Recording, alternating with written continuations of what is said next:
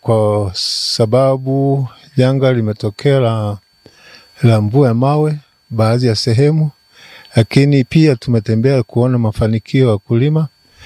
Tumefika kwenye shamba hili la James, tumeona hali ya shamba ilivyo. Ni shamba la kuvutia, ni shamba ambalo ni funzo.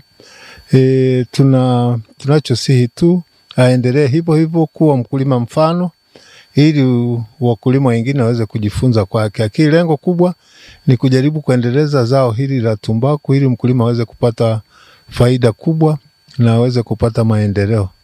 Na tunashukuru kwa kipindi hiki wakulima wameweza kupata pembejeo kwa urahisi, ambayo imewasaidia kuweza kufanikisha kilimo hiki cha tumbaku. Na pia kwa sababu janga hili ni kwa ajili ya mkozi, tunawapa pole wale ambao wamepata janga, ili waendelee kuwa wavumilivu na baadaye waweze kupata msaada kupitia mabenki. Na kulingana na ziara hii tumekuwa na mabenki mbalimbali, na hasa benki ya Azania imekuwa karibu sana na wakulima, na wameomba kwa ajili ya wataalamu kupita kwa ajili ya kufanya tathmini ya uharibifu uliofanyika, na pia kuweza kuwasaidia wakulima ili waweze kupata angalau malipo.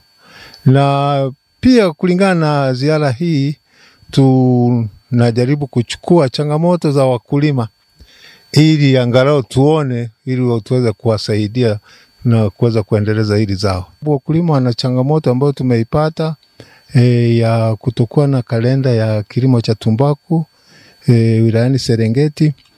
Kamati ya mkoa tumekaa na kutengeneza kalenda ambayo itakuwa tofauti na sehemu zingine.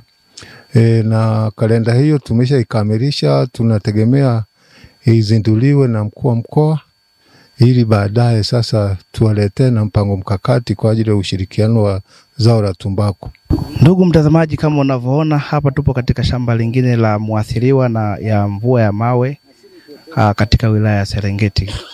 Shamba hili limepata athari ya mvua ya mawe, na kama unavyoona mkulima huyu hadi amefikia hatua ya kuweza kukata miche yake kutokana na athari ambayo imetokea.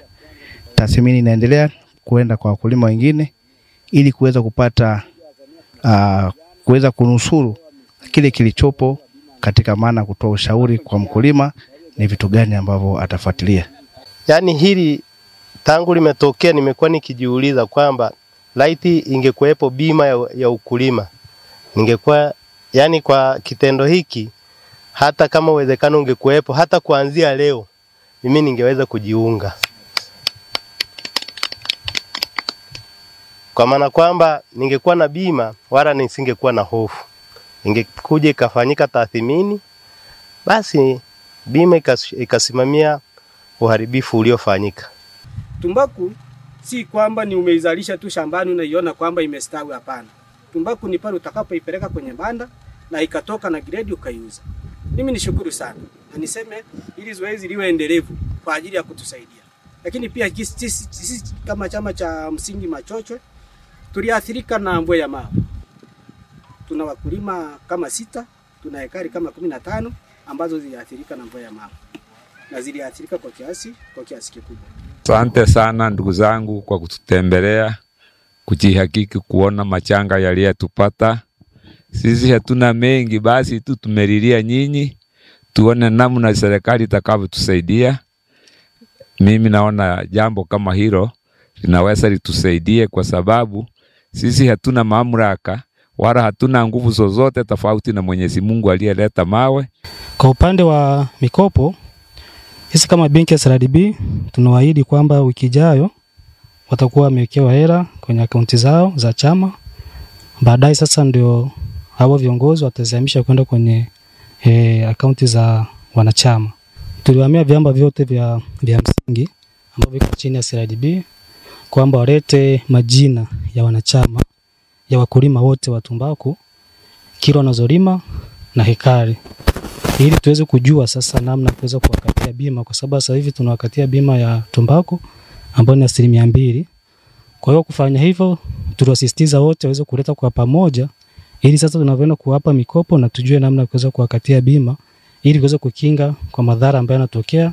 Sasa changamoto ambayo inapatikana ni pale ambapo unaweza kuwapigia watu wa vyama vya viongozi wa vyama kwamba wakilishe zile nyaraka, unakuta wengine ni wanakuwa ni wazito. Sasa nitakachokiomba kwa kupitia msafara huu ambao wewe ukiongoza, naomba tushirikiane na Bwana Peter ambaye ni afisa kilimo kutoka chama kikuu cha Wamaku, na tunaamini kwamba kadri tunavyoendelea msimu ujao wakulima atakuwa anafanya vizuri kwenye zao la tumbaku. Kama tukifanya vizuri, ina maana uzalishaji wa zao la tumbaku utaongezeka kiubora, lakini katika wingi wa kilo.